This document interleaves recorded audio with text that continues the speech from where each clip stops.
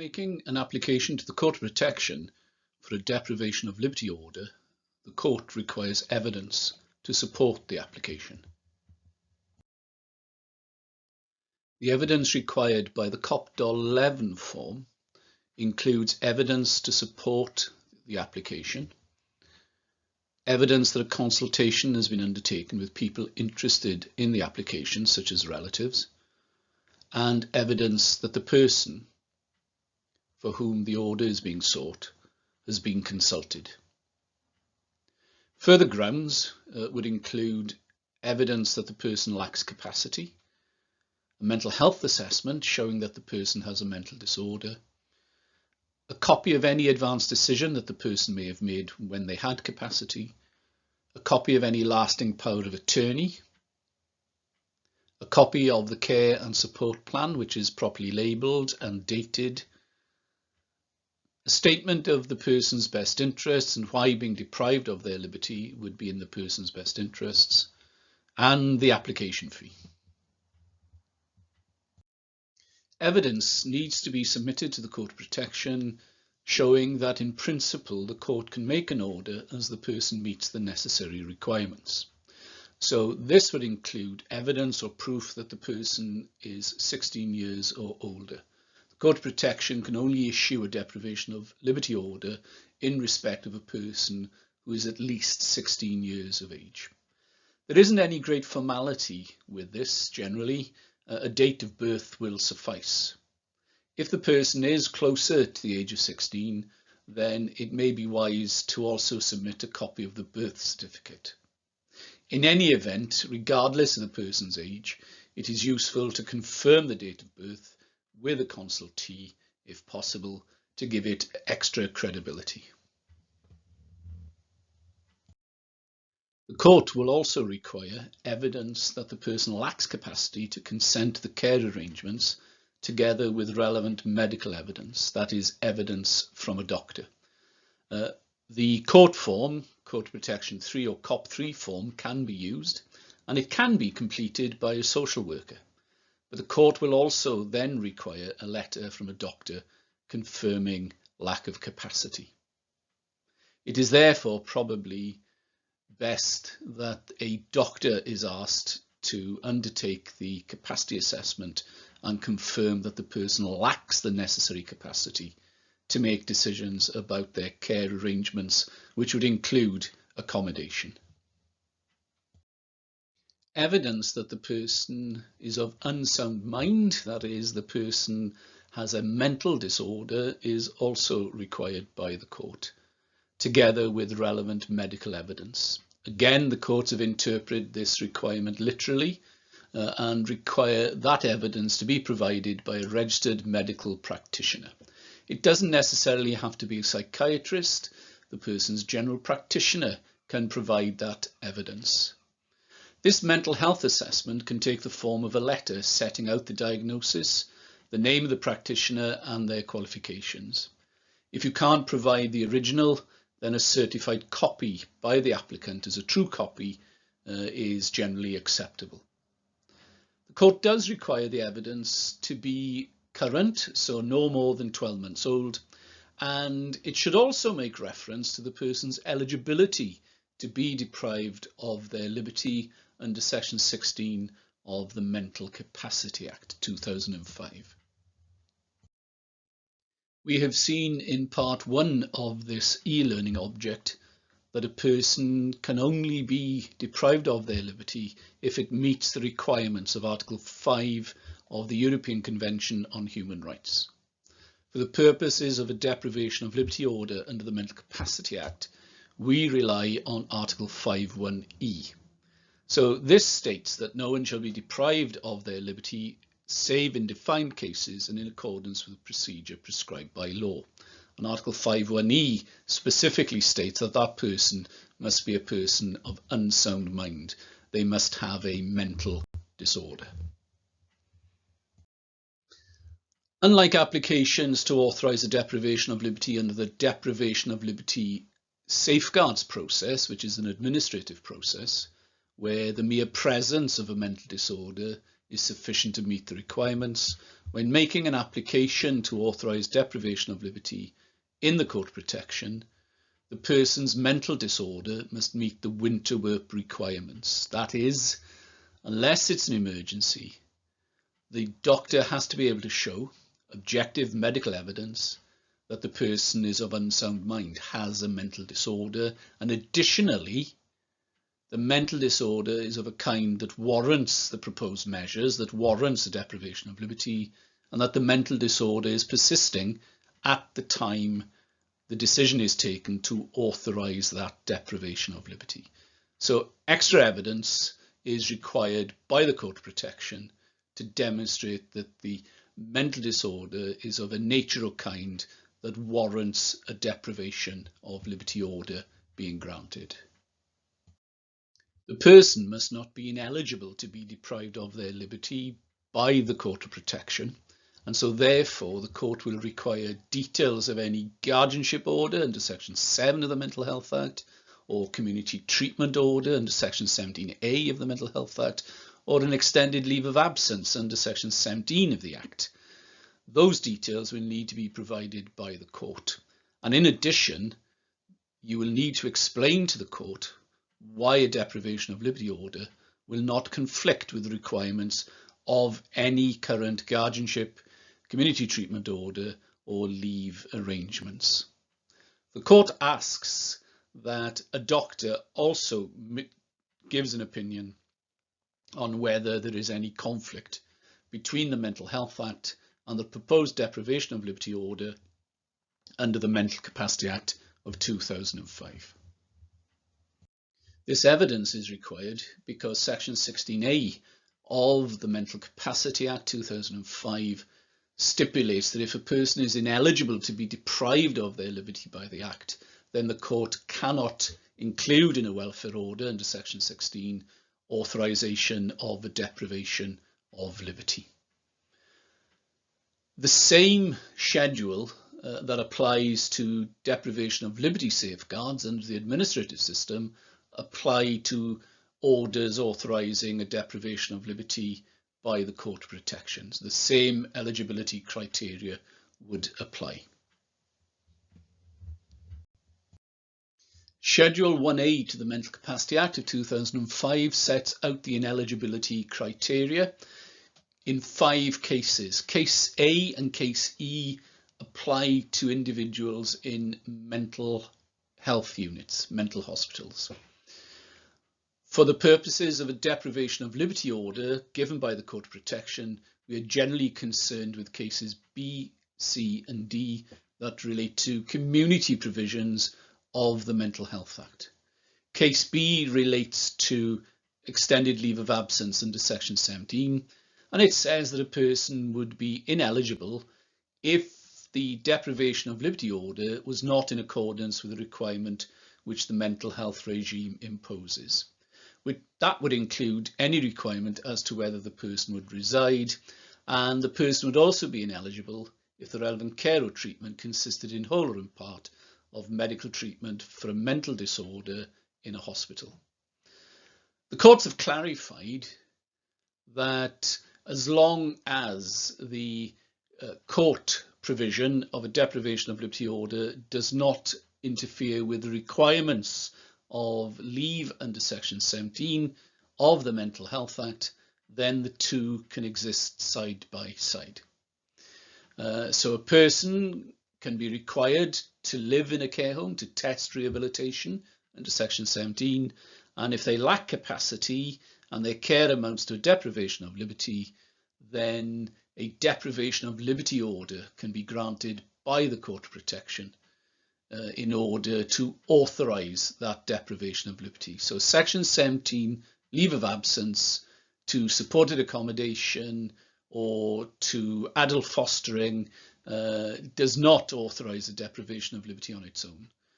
That would need to be authorised by the Court of Protection. So the two can sit side by side as long as the deprivation of liberty order from the Court of Protection does not try to influence the requirements of the leave, such as suggesting that the person should be accommodated somewhere other than the place named by the Section 17 leave. Case C is a community treatment order, and again similar ineligibility criteria apply in this case, and again they can sit side by side with a deprivation of liberty order. So again, if a person is discharged subject to a community treatment order to supported accommodation, then a deprivation of liberty order from the court can be granted should there be a deprivation of liberty, as long as it doesn't interfere with the requirements of the community treatment order. And again, this would generally relate to where the person should live. So long as the deprivation of liberty order doesn't dictate accommodation different to that set out in the community treatment order, they can indeed sit side by side. And the same is true for guardianship. In guardianship, again, guardianship on its own doesn't authorise a deprivation of liberty. So in the case of a person who lacks capacity in supported accommodation, then again, we may well have a guardianship order and a deprivation of liberty order. Again, the requirement is that the deprivation of liberty order does not interfere with the requirements set out in the guardianship order under Section 7 of the Mental Health Act. The court, in deciding whether to grant a deprivation of liberty order, also requires evidence of the nature of the care arrangements that the person is subject to, and will require a copy of the person's care plan, and why it's said that the requirements in the care plan amounts to a deprivation of liberty. In other words, does the acid test apply? The court generally requires greater detail in the evidence than would normally be expected under the administrative deprivation of liberty safeguards process. So the acid test is set out by whether the person is under continuous supervision and control. So the Court of Protection would need details of the number of hours of supervision and under what situation is the person supervised. They require details of the type of control exercised by staff or carers other than physical restraint. Is the person subject to physical restraint or sedation? Describe the situations where physical restraint is being used. What type of restraint is used? How frequently is it used? And for how long is it used? And if sedation is part of that, then the type of sedation, the name of the drug and the dose of the drug being given. The second element of the acid test is whether the person is free to leave. And again, the court stressed that here they want evidence that it's not about the person's ability to express their desire to leave, but what action the carers would take if the person ever attempted to leave, and what control of their care arrangements would be put in place should that person try to leave that accommodation. The Court of Protection also wants to know, as part of the care arrangements, whether the requirements will prevent the person having contact with others. No contact cases cannot be authorised as part of a strict deprivation of liberty authorisation, but because this application is being made to a judge in the Court of Protection, then we can ask the judge to consider a separate no contact order if this is necessary to protect the person or to safeguard the protected person. So generally then, authorisations for deprivation of liberty can't be used to regulate or restrict contact between the person and others, including family members or others who share living arrangements with the person. But we can, because we're going to court, because we are putting our application to a judge in the Court of Protection, we can ask the judge to consider a separate no contact order as part of the authorisation that the judge grants to us.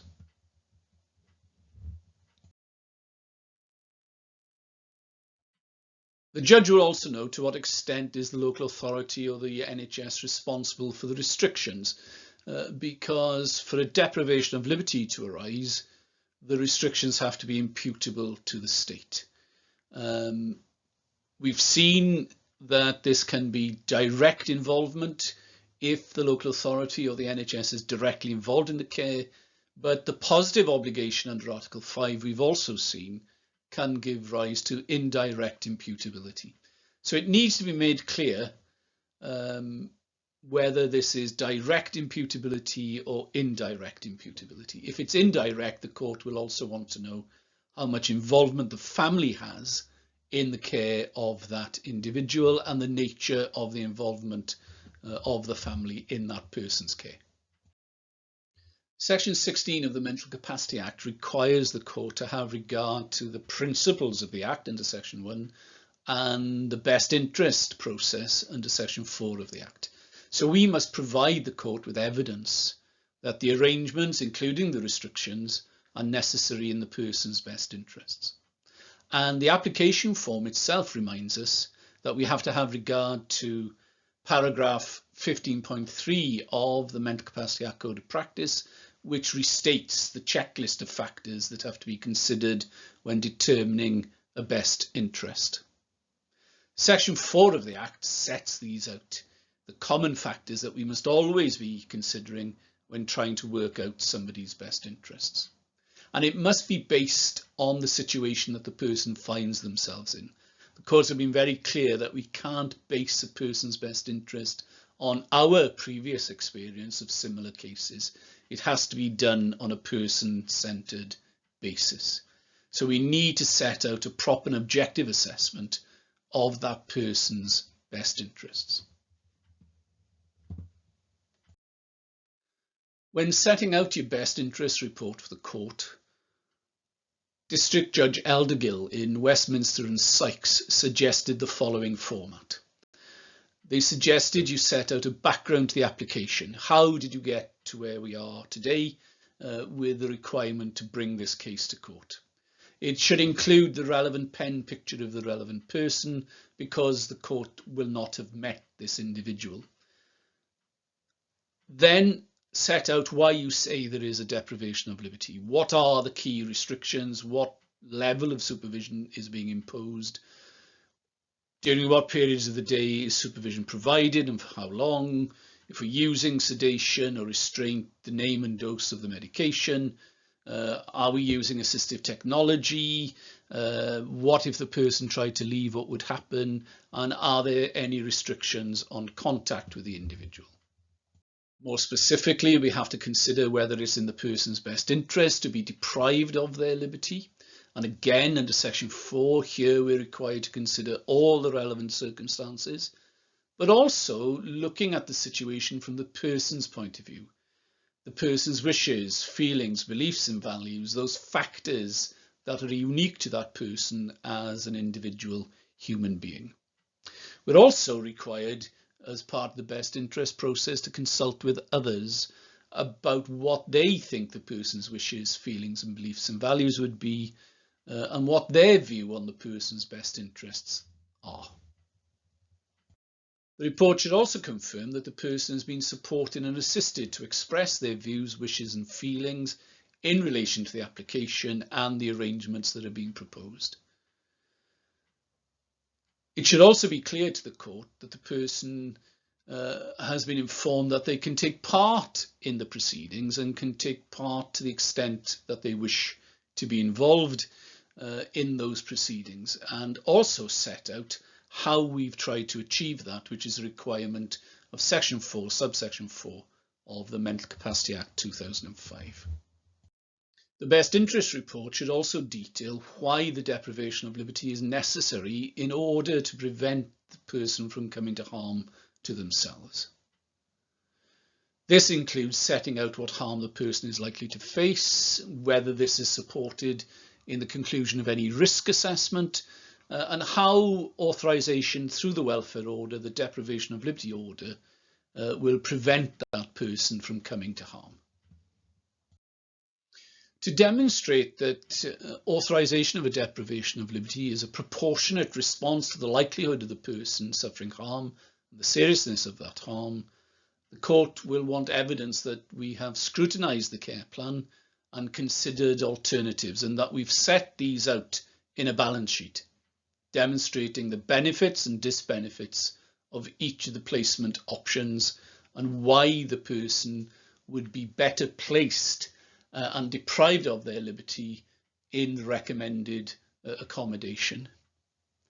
But you must also say why no less restrictive options are available and why they would not protect the individual, and why the current restrictions are therefore the least restrictive option for that person.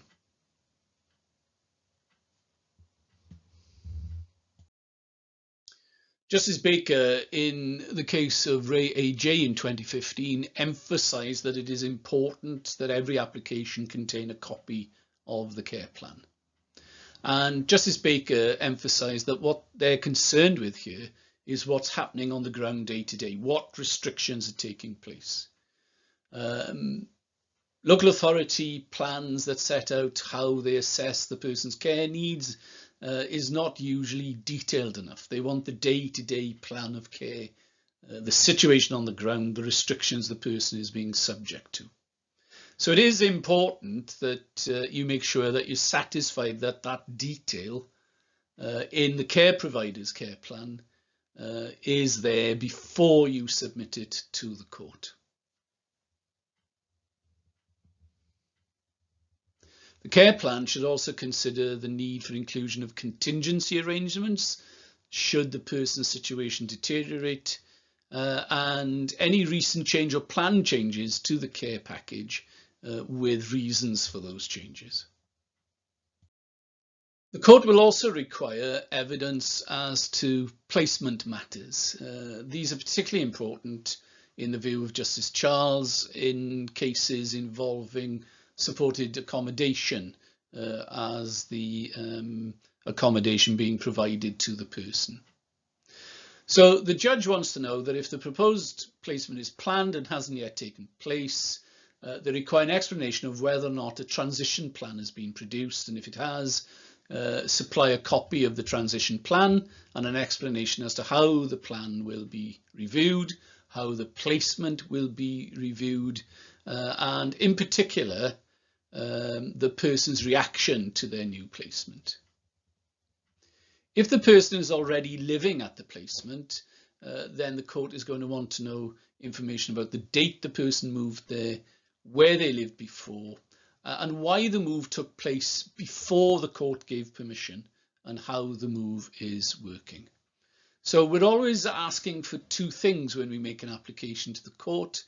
Firstly, permission for the person to live in that accommodation, and secondly, authorization of any deprivation of liberty that arises in that accommodation.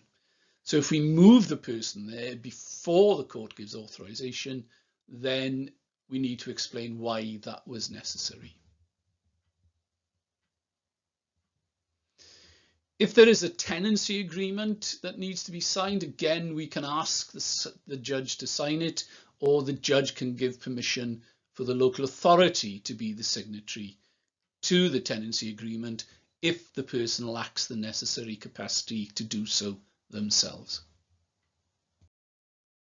Annex B of the COPDOL 11 application form requires you to consult with other persons about the application to the court for a deprivation of liberty order. The court wants to know the name, address and relationship of that person to the protected individual, and in particular they want you to provide details on what that person's approach had been to issues relating to the individual in terms of their accommodation and care in the past. The court wants to know why do you think they have and will provide support that would be in the person's best interest. What reason does each person give for supporting the care package being provided under the care and support plan, which would include restrictions that amount to a deprivation of liberty, and over what period and how frequently has this consultee visited or otherwise communicated with the person.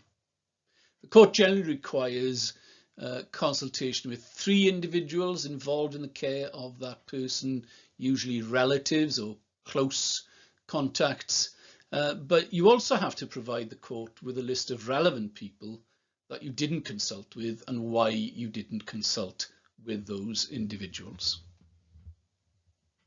Remember, the duty of full and frank disclosure required when submitting evidence to the court means that if there are individuals who have an opposing view, who disagree with the application for deprivation of liberty authorization, then this must also be brought to the attention of the court, which will lead to a full hearing rather than a consideration of authorization based on the written evidence that you provide on the papers. The court will also want evidence of whether you can identify someone who can act on behalf of the person, as the voice of the person, whether as a statutory friend or what's known as a Rule 1.2 representative under the Court Protection Rules of 2017.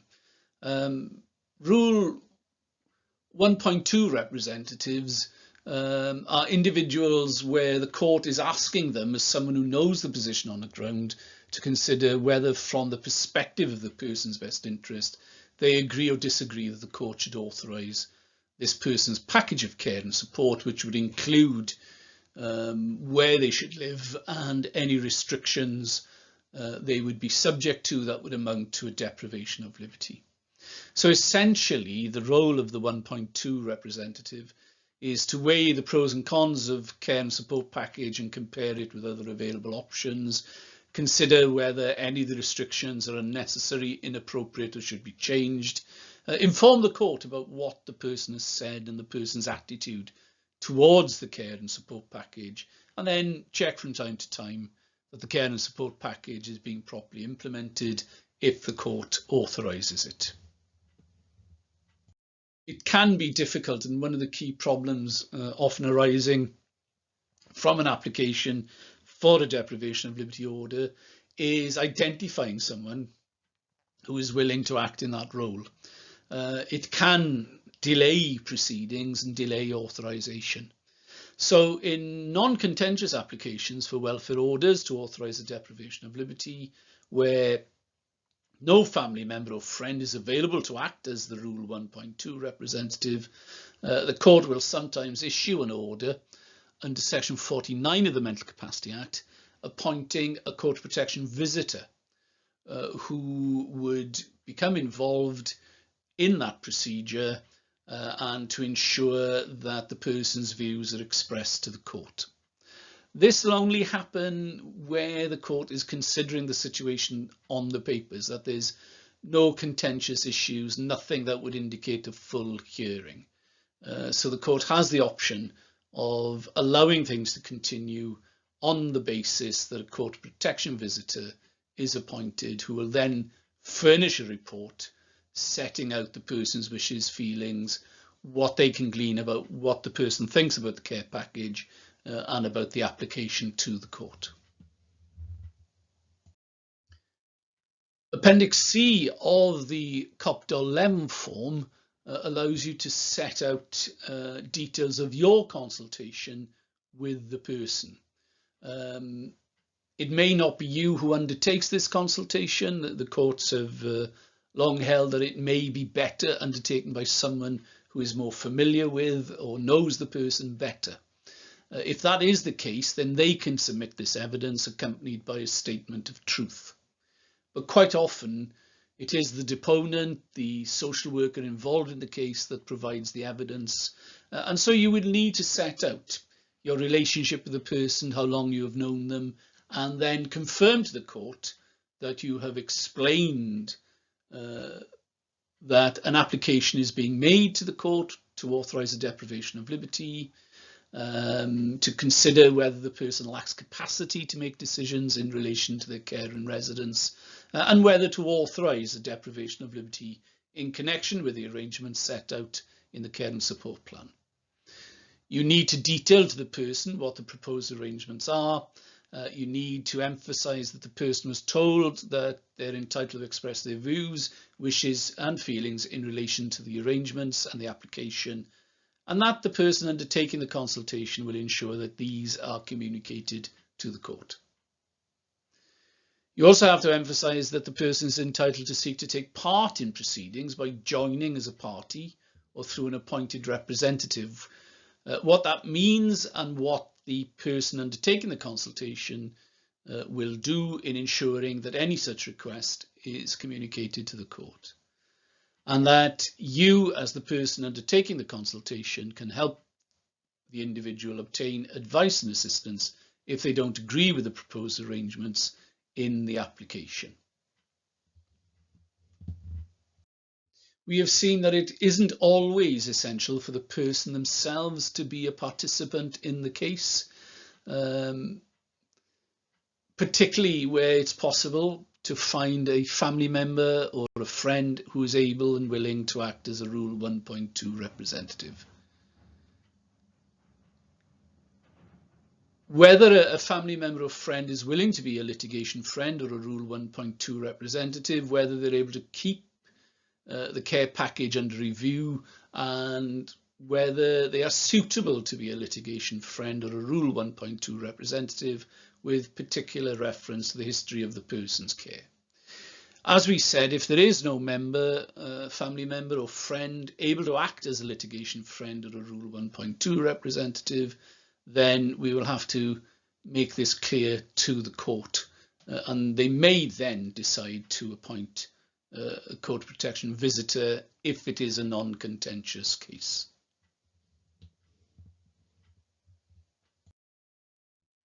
Applications under Section 16 of the Mental Capacity Act, which include applications for deprivation of liberty orders, are means tested, and so if the person does become joined, it may involve costs.